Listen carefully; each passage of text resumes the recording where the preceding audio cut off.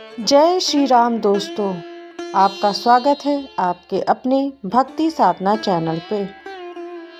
दोस्तों, आज के वीडियो में हम आपको देवराहा बाबा के कुछ चमत्कार बताने जा रहे हैं।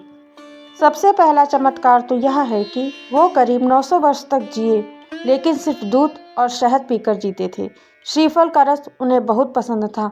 बाबा कभी क्रोधित नहीं होते थे और अन्न नहीं लेते थे। देवराहा बाबा के बारे में कहा जाता है कि उन्होंने कभी भी एक जगह से दूसरे जगह जाने के लिए किसी भी तरह की गाड़ी का इस्तेमाल नहीं किया और ना ही किसी सवारी से कहीं उन्हें जाते देखा गया। भक्तों का मानना था कि बाबा पानी पर बहुत ही आसानी से चल लेते थे। बाबा हर साल माघ मेले के समय प्रयाग आते थे। यमुना किनारे वृंदावन में वह आधा घंटा तक पानी में बिना सांस लिए रह लेते थे। देवराहा बाबा ने अपनी उम्र, तप और सिद्धियों के बारे में कभी कोई दावा नहीं किया, लेकिन उनके इर्द गिर्द हर तरह के लोगों की ऐसी भी भीड़ रही जो उनमें चमत्कार तलाशती थी। देवराहा बाबा हमेशा एक ऊंचे लकड़ी से तैयार मचान पर बैठकर लोगों को आशीर्वाद और प्रसाद दिया करते थे। अपने पास आने वाले सभी लोगों को बहुत प्यार से मिलते, प्रसाद और आशीर्वाद देकर विदा करते थे। ऐसा माना जाता है कि मचान पर कोई भी प्रसाद नहीं रखा होता था, फिर भी बाबा लोगों के हाथों में प्रसाद रख देते थे। देवराहा बाबा न सिर्फ मनुष्यों के मन की बात जान जाया करते थे, बल्कि वे जानवरों की भी भाषा और बोली को समझ जाते थे। वे जंगली जानवरों को अपने वश में कर लेते थे। लोगों के बीच यह भी मत था कि बाबा को हर चीज़ के बारे में सब पता रहता था कि कब, कौन, कहाँ उनके बारे में चर्चा हुई। इसके अलावा बाबा निर्जीव चीज़ों को भी अपने वश में कर लेते थे। वे कैमरे से फ़ोटो खींचने के लिए बोलते थे, लेकिन कैमरे में उनकी फ़ोटो खींच नहीं पाती थी। उनकी याददाश्त बहुत तेज हुआ करती थी।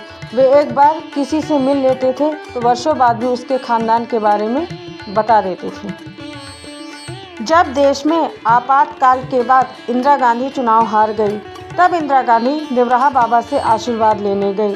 बाबा ने उन्हें हाथ उठाकर पंजे से आशीर्वाद दिया। वहां से लौटने के बाद इंदिरा जी ने कांग्रेस का चुनाव चिन्ह हाथ का पंजा ही तय कर दिया।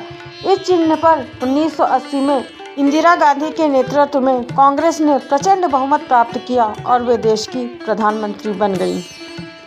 इसी तरह एक बार देवराहा बाबा से मिलने प्रधानमंत्री राजीव गांधी को आना था। आला अफसरों ने हेलीपैड बनाने के लिए वहाँ लगे एक बबूल के पेड़ की डाल काटने के निर्देश दिए।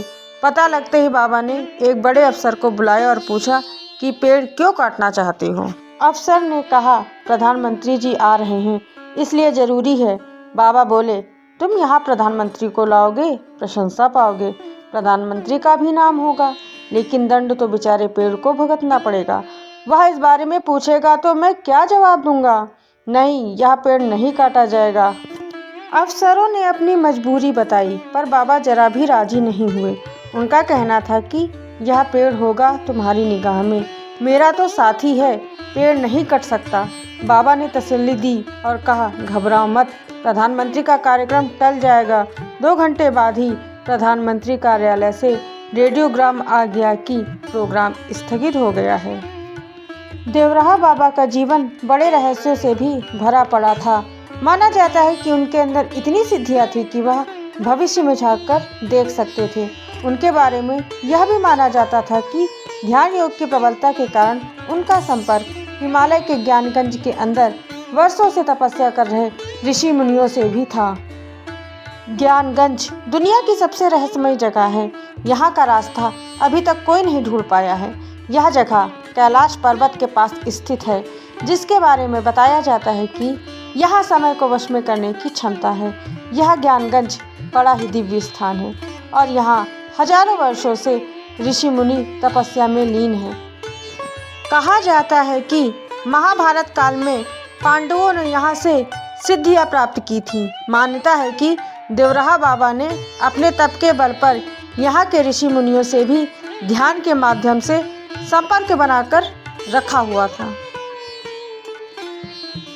कहते हैं देवराहा बाबा भगवान राम और कृष्ण के परम भक्त थे।